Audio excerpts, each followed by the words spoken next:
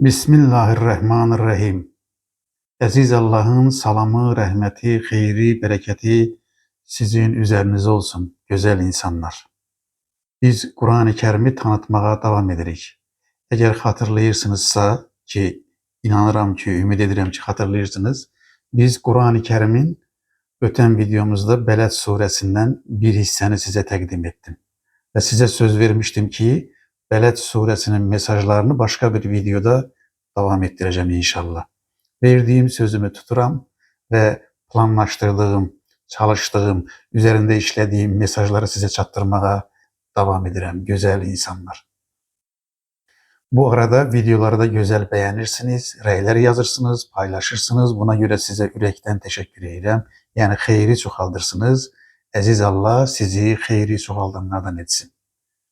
Güzel insanlar, öten videomun bir mesajlarını özet olarak hatırlatmak istedim. Birinci demiştim ki Bələd suresi Kur'an-ı Kerim'in 90. suresidir ve 20 ayedir. 90. suredir, 20 ayedir Bələd. Ondan sonra Bələd suresinin ana mesajlarının bazılarını size paylaşmıştım. Demiştim ki Bələd suresi bize deyir ki ey insan, hayat imtihandır. Yani sert yokuştur. İnsan her an imtihandadır. Xoşbəxt o insandır ki sert yokuşta imtihanda olduğunu bilir ve imtihanın onun üzerine koyduğu o məsuliyyətdə yerinə yetirir. İkinci demiştim ki Bələd suresi deyir ki insan məsuliyyətli varlıqdır. Allah insana məsuliyyətini öğretir. İnsana deyir ki sen ağıllı, iradeli, vicdanlı varlıqsan, seçim hakkı da senindir, seçtiğinin məsuliyyət də sənə aittir. İkinci mesajımız bundan ibarətdir güzel insanlar. Sonra demiştim ki Bələd suresi bize öğretir ki Allah'ın insan üzerinde hakkı var. Çünkü Allah insanı yarattı. İnsan var olduğu her şeye göre Allah'a borçludur. O bizi yoktan yarattı. Var olmak büyük nimettir güzel insanlar. Ve Allah'ın insan üzerindeki hakkı, en önemli hakkı odur ki iman etsin insan. Allah'a teslim olsun. Tevhid inancına sahip olsun. Bir insan eğer iman edirse, tevhid inancına sahip olursa, la ilahe illallah ölçüsünün içerisine girirse, hayatı, duyguları, düşünceleri, işi bu ölçüye uygundursa, o Allah'a iman edirse Allah'ın hakkını ödemiş olur güzel insanlar. Allah'a iman etmeyen insan Allah'ın hakkını ödeyemez. Sonra demiştim ki Kur'an-ı Kerim'in bizim üzerimizde, bu ilahi mesajın bizim üzerimizde hakkı var. Nedir? Okumak, öğrenmek, anlamak, Kur'an'ı yaşamak, hayatına taşımak ve öğretmek. Yani Kur'an'ın buyurduğu gibi yaşayırsa, Kur'an'ın üzerimizdeki hakkı yerine getiririk. Sonra demiştim ki Allah'ın elçisinin ve elçilerinin bizim üzerimizde hakkı var. Allah'ın elçilerinin bizim üzerimizdeki hakkı nedir güzel insanlar? Onların örnekliğini kabul etmek. Çünkü Kur'an-ı Kerim'de Aziz Allah bize elçileri en güzel örnek gibi tanıdır. Biz gerçekten elçilerin ettiğini edirik mi? Onların buyurduğu kimi yaşayırıq mı? Onların getirdiği mesajın ölçülerini hayatımıza taşıyırıq mı? Bizim örneğimiz kimdir diye sual etmiştim güzel insanlar. Sonra demiştim ki Bələd suresi bize insan olmanın hakkını verir deyir. İnsan olmanın hakkı da nedir? İman etmek ve salih emel. Yani Bələd suresi insana deyir ki ey insan xilaskar axtarma, xilaskar özünsən. Xilaskar özünsən. Xilaskarın imanın ve salih emellerindir. Bir insan Allah'a iman edirse ve ömrünü salih emellere həsreliyirsə, xeyri, bərəkəti, mərhəməti, ədaleti, dostluğu, barışı yayırsa, o insan olmanın hakkını yerine getirmiş olur güzel insanlar. Aynı zamanda demiştim ki elmin de hakkı var. Elmin hakkı nedir? Həqiqəti öğretmektir. Çünkü insan həqiqəti bilməsə azad olmaz güzel insanlar. Bir alimin vəzifəsi elmi, həqiqəti insanlara öğretmek ve aynı zamanda cehalete, qəflətə, xurafəyə karşı savaşmak. Həqiqət uğrunda mücadele etmeyen büyümez demiştim. Cehaletle savaşmayan büyümez demiştim güzel insanlar. Ve deyirəm ki bu Bələd suresi deyir ki Allah her şeyi məqsədli yaradı. Bak bir şeyin məqsədi var demek, Allah her şeyi məqsədli var yaradıp demek bu demektir. Her şeyin bir gayesi var. Bakın bedeninize bakın, bedende her şeyin bir gayesi var. Her organın bir işi var. Her şeyin bir məqsədi var, anlamı var, mənası var. Yani məqsədli yaranmak anlamı olmak demektir, gayesi olmak demektir, məqsədi olmak demektir. Bir məna daşıyır, onun orada gördüğü bir iş var. Allah bu kainatta neye yaradırsa onun üzerine bir iş, vazife yükleyip güzel insanlar. Aynı zamanda Allah bize bir sistem kurup, Bak elimde de her şeyde Kur'an bir sistemin üzerinde oturup Allah'ın kurduğu bir sistem var. Bir şeyin sistemi olması için iki önemli özelliği olmalıdır. Başka özellikleri de var da iki mühim özelliği olmalı. Bir şey eğer sistem değilse onun mutlak gayesi olmalıdır. Məqsədi olmalıdır. Bir məqsədə yönelik olmalıdır. İki, bir şeyin sistem olması için onun ayrı-ayrı hisseler arasında bağlı olmalıdır. Əlaqə olmalıdır. Bakın bedeninizi düşünürse bedende her şey birbirinden bağlıdır. İnsan bir sistemdir. Bir gayesi var ve hamısı bütün organları birbirinden bağlıdır. İnsan ne zaman hastalanır? Sistem çökende. Sistem öz funksiyasını yerine getirmeyende. Kainat bir sistemdir. Ve bu sistemin içerisinde insanın da bir yeri var. Güneşin de bir yeri var. Ayın da bir yeri var. Kainatta hiçbir şey boşuna yaranmamıştır. Allah haşa, esla ve esla boşuna meşgul olmaz. Ve Kur'an da bir sistemde. Her şeyi birbirine bağlı. Bütün ayeler, bütün sözler, bütün sureler bir hedefe yöneliktir. Güzel insanlar. Ve aynı zamanda demiştim ki hayat seçimdir güzel insanlar. Seçtiğiniz kaderiniz olacak. Seçtiğiniz hayatınız olacak. Seçme hakkı da sizindir. Seçtiğinizin mesuliyeti de sizindir. Beled suresi güzel insanlara, insanlara şahitlik öğrenir. Şahitlik anlayışı verir. Yani bakın ne söylüyor? Allah her an bizi görür. Allah her an bizi eşidir. Allah her an bizi görür, bilir ve eşidir. Eğer insanlar Allah'ın her an onu gördüğüne, bildiğine ve eşittiğine inansaydılar, inanın ki yeryüzünde bir şey olmazdı. Bakın şahitliği öğrenin. Bizim ibadetlerimiz, mücadelemiz o zaman anlam kazanır ki biz Allah'ın bize şahit olduğunu biliriz. O bizi görür, o bizi bilir ve o bizi eşidir güzel insanlar ve her zaman her şeye bir emanet gözüyle bak deyir. Aynı zamanda eğer hatırlayırsınızsa ben size burada Beled suresinden bazı ayetler okumuştum. Mesela 4. ayını okumuştum. Orada Bismillahirrahmanirrahim. Kısaca yadınıza salarım. Orada Uca Allah buyuruyor ki şüphesiz ki biz insanı çetinlikleri taşıyabilecek, çetinliklere dayanıklı olan bir varlık için yarattık. Niye göre? Çünkü insana bir misya yükleyip, emaneti insana yükleyip, aynı zamanda insana deyir ki o sana o emaneti taşıyacak gücü de vermişim. Onu fark et ve gücünü gerçekleştir değil. Sonra demişti ki biz ona insana iki göz, bir dil ve iki dudak verdik. Sonra demişti ki ona iki yolun ikisini de gösterdik. Yani aziz Allah merhametlidir. İki yolun ikisini de gösterip cennete giden yolda gösterip cehenneme giden yolda gösterip. Sonra buna sert yokuş adı koymuştu ve demişti ki insanlar o sert yokuşa talip olmadılar. Birçoğu talip olmadı. Çünkü çetindir. İmanla yaşamak çetindir, bedel ödemektir. Ve nihayet 12. ayette buyurmuştu ki Yüce Allah Bismillahirrahmanirrahim. Burada bir şey diyeyim ki aziz Allah başka bir suresinde de yani Bekare suresinde insana deyir ki insana buyurur ki Allah insana gücü çatmayan yükü yüklemez. Eğer Allah bize namaz kıl deyirse insan namaz kılmada gücü var. Eğer Allah bize deyirse ki oruç tut insanın oruç tutmada gücü var. Eğer Allah, əziz Allah deyirsə ki, insanlara yaxşılıq et, xeyri yay, bərəkəti yay, ədaləti yay, mərhəməti yay, insanın bunları etməyə gücü var. Əgər olmasaydı insan etmə, Allah bunu əmr etməzdi, gözəl insanlar. Sonra da demişdi ki, əziz Allah, sən bu sərt yoxuşun, imtihanın, bu çətinliyin nə olduğunu hardan biləcəksən? İndi baxın, gözəl insanlar, mən sizə Allahın bu sərt yoxuşun ölçülərini necə qoyub, onları bir-bir açıqlamağa çalışdım və sizə oxuyuram. Çalışacağım inşallah, planlaşdırmışam inşallah ki size Allah'ın bu Beled suresinde sert yokuşun ölçülerini, hansı ölçülerini koyup onları sizinle bölüşmeye çalışacağım güzel insanlar. Bakın birinci sıraya yani imtihan nedir, sert yokuş nedir diyerken aziz Allah birinci sıraya namazı yerleştirmeyin. Dikkatinizi buraya yöneldirim. Birinci sıraya zekat vermeye yerleştirmeyin. Birinci sıraya hacca gitmeye yerleştirmeyin. Birinci sıraya oruç tutmağa yerleştirmeyin. Burada onu da əlavə etmək istəyirəm ki, dinin direği namaz değildir. Dinin direği oruç da değildir. Dinin direği zekat da değildir. Dinin direği hacca gitmek de değildir. Dinin direği tövhid inancıdır. Bakın tövhid inancı olmayandan sonra istersen günde 24 saat namaz kıl. Onun bir faydası olmaz. Dinin esası, direği, dayağı tövhid inancıdır. La ilahe illallah inancıdır. Çünkü bu insan azatlığın esasıdır.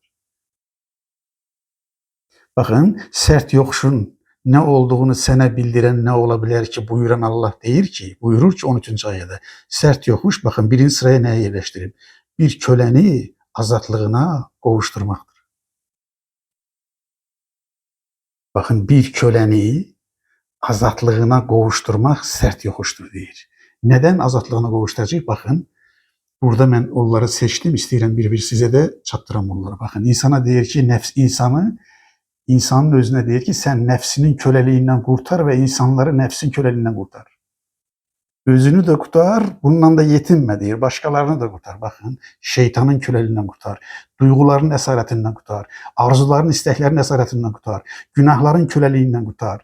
Bütlerin köleliğinden kurtar. Servetin köleliğinden kurtar. Bakın, şöhretin, şehvetin köleliğinden kurtar. İndiki dilinden desek sosyal medyanın köleliğinden kurtar. Bütlerin köleliğinden kurtar. İnsana deyir ki, eğer sen özünü ve bir insanı bütlerin, bu köleliğin boyunduruğundan azad edirsense, sen sert yokuşta, yani o imtihanın hakkını vermiş olursan. Bir insanın ömrünün hakkı nedir deseniz, bir köleni azadlığına kavuşturmaktır. Saydığım ve saymadığım kölelerden insanları kurtaracak, güzel insanlar. Özümüzü kurtaracağız ve insanları kurtaracağız. Bakın ikinci yerine koyup Yüce Allah, Beled suresinde buyurur ki veya acılık gününde bir yakın olan bir yetimi doyurmaktır. Bakın bayaq sistemden danıştım. Niye göre Aziz Allah önce insanın kölelikten kurtarmasını koyup sonra deyir ki bir yetimin karnını doyurmaktır. Niye göre? Çünkü servetinin kölesi olan önce insan servetinin köleliğinden kurtarmalıdır. Servetine mülkiyet kimi değil, emanet kim bakmalıdır. Servetinin köleliğinden kurtaran adam yardım eder. Bakın bu zengin adamların çoxu paylaşmaq istəmirlər. Onların cibində elə bil ki, əqrəb var. Hamısını deməsəm də çoxu belədir. Allah deyir ki, sən köləlikdən qurtulduğunun, yəni Allah'a iman etdiyinin və köləlikdən qurtulduğun əlamətinin biri budur ki, sən o sərvətin köləsi olmayacaqsan və sərvətindən bir pay ayırıb o yetimləri doyuracaqsan deyir. Yani niye göre birinci sıraya kölelerden azad olmayı koyup, çünkü önce insan o servetin köleliğinden kurtarmalıdır ki sonra servetini paylaşabilsin. Sert yokuşun ikinci ölçüsü ne oldu? Bir yetimi doyurmak oldu. Üçüncü ölçüsü nedir? Karnı torpağa yapışmış, yani hiçbir şey olmayan, miskin olan bir insanı yoksulu doyurmaktır. Bakın əlaqəni gördünüz mü? Allah'a iman ettik, imanımızın hakkını verdik, hayatımızın hakkını verdik, kölelikten kurtulduk, servetin köleliğinden kurtulduk, servetin köleliğinden kurtulduğumuzun alameti ne oldu? Bir yetimi doyurduk. Bir yoksulu doyurduk, bir miskini doyurduk, onlara iş sahibi elədik. Yani kim paylaşırsa servetinin köleliğinden kurtulmuş olur deyir Aziz Allah. Sonra bak ne söylüyor? Sonraki sırada deyir ki sonra da iman edenlerden olmaktır. Bakın iman edenlerden olmak imtihanı vermek demektir. Sert yokuşta olduğunun farkında olmak demektir. Allah'a teslim olmak demektir. Allah'ın buyurduğu gibi yaşamak demektir. Allah deyir ki, Allah buyurur ki teslim olacağın bir kuvvet var, bir güç var, o da Allah'tır. Yani ey insan mezarlardan isteme, kabirlerden isteme, şeyhlerden isteme, onlardan isteme, bunlardan isteme. Xilaskar mı arayırsan? Xilaskar sensen, özünsen, imanındır, salih emelindir. Bakın sonra ne buyurur Aziz Allah? Sonra diyor ki birbirine sabri tövsiye etmektir. Neye göre burada sabır anlayışı da özüne girdi? Önce bunu diyeyim ki sabir bir direniştir yani. Bakın iman etmek bir direniş istiyor. Çünkü Allah'ın buyurduğu gibi yaşamak çetin. Onun gerek hakkını veresin. Bir köleni kölelikten kurtarmak çetindir. Sabre ihtiyaç var. Bir insanın, bir yetimin yanına gelip onun karnını doyurmak sabir istiyor. Bakın deyir birbirinize sabirli tövsiye edirsinizse sert yokuşun imtihanın hakkını vermiş olursunuz. Bir miskinin yemeye, içmeye, yaşamaya hiçbir imkanı olmayan bir insana yardım edirsinizse sabretmiş olursunuz. Bakın bir insanı kölelikten azad edilir, yetimlere doyur deyir, miskinlere hiçbir imkan olmayan insanlara doyur deyir, iman edenlerden ol deyir, yalnız Allah'a iman edenlerden ol deyir. Sonra ne deyir? Birbirinize sabri tövsiye edin, direnişi tövsiye edin, yardımı tövsiye edin. Hak uğrunda, adalet uğrunda, merhamet uğrunda, insanlık uğrunda mücadele sabır isteyir, direniş isteyir, güzel insanlar. Ve nihayet buyurur ki, O insanlar o sert yokuşun, imtihanın hakkını verirler ki onlar birbirlerine merhameti tövsiye edirler. Güzel insan. Bak dinin en önemli anlayışlarından birincisi tevhiddir. Biri adalettir, biri de merhamettir. Şimdi burada diyebilirsiniz ki Aziz Allah niye göre merhametinde burada yer tutmasını istedi? Benim açıklamam biri budur. Bakın yukarı gelek. Bir aileler arasında bir sistemde alaka kurak. Ne dedim? İmtihanın ve insanlığın hakkını vermeyin ölçüsünün biri bir köleni boyunduruktan, kölelik boyunduruğundan azad edilmektir. Belki bir köleni, bir insanlara düşünmek, her insana emanet kim bakmak hansı insanın özelliği olabilir? Kim merhametliyse o edebilir. Sonra ne dedi? Yetimleri doyurun dedi. Bakın merhametle onun arasında bir alaka kurar. Yetimleri doyurmak kimin işi olabilir? Kimler yetimleri doyurmak isteyer? Merhamet olanlar. Sonra ne dedi? Karnı torpağa yapışanlar, yani miskin olanlar, bu bir mecaz olduğuna göre miskin olanlar, yaşamaya, yemeye hiçbir imkanı olmayan insanlara yardım edenler kim olanlar? Merhametli olanlar. İmanın alametinin biri merhamet değil mi? Birbirine sabri, direnişi, mücadeleni tövsiye etmek de bir merhamettir değil.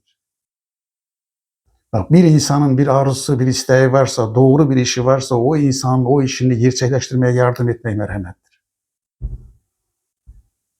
Bakın dikkat saf bir duadır. Bir insana dikkat yetirirsinizse, dinleyirsinizse, anlayırsınızsa, ona rağbetiniz var. Aslında rağbet ne demektir? Rağbet birini anlamacaktır. Bakın insanları anlamak merhamettir. Dinlemek merhamettir. Dikkat yetirmek merhamettir. Ona yardım etmek merhamettir. Ona imanın kapısının açılmasında kömeklemek merhamettir güzel insanlar.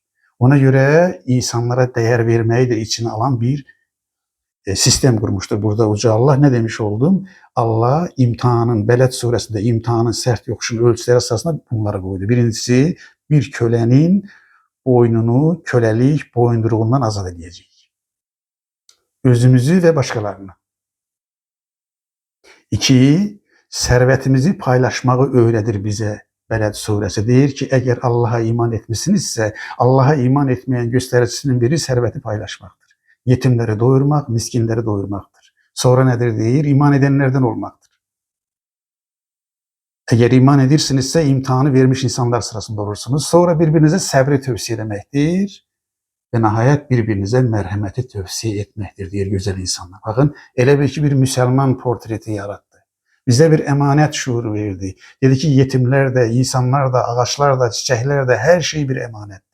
Bakın iki ölçü diyelim. Şahitlik ölçüsü ve emanet ölçüsü. Şahitlik ölçüsü nedir? İnsana deyir ki ey insan unutma ki Allah seni her an görür, bilir ve eşidir. Allah'ın onu her an gördüğünü, bildiğini eşiden insan bu dediklerini eder. İki, her şeye ve her insana emanet gibi bakan insan, insanlığının da hakkını verir. Yani ona hakkı tövsiye eder, adaleti tövsiye eder, merhameti tövsiye eder, imanı tövsiye eder. Diyer ki kardeş gel el ele verek bu insanları kölelik boyunduruğundan kurtarak güzel insanlar. Eğer biz sert yokuşun hakkını vermiş olsak, yani imtihanın hakkını vermiş olsak, hayatımızın hakkını vermiş olsak bize ne var? Aziz Allah buyurur ki bu sert yokuşun hakkını verenler onlar bakın diyor ki onlar sağın halkıdır. Vermeyenler de solun halkıdır. Sağın ve solun halkı kimlerdir? Ne için onlar sağın ve solun halkı oldular? İnşallah Allah ömür verirse onu da gelen videomda size açıklamış olacağım güzel insanlar. Beni dinlediğinize göre size teşekkür ederim. Var olun, sağ olun. Aziz Allah'ın sonsuz, sınırsız merhametine emanet olun. Güzel insanlar.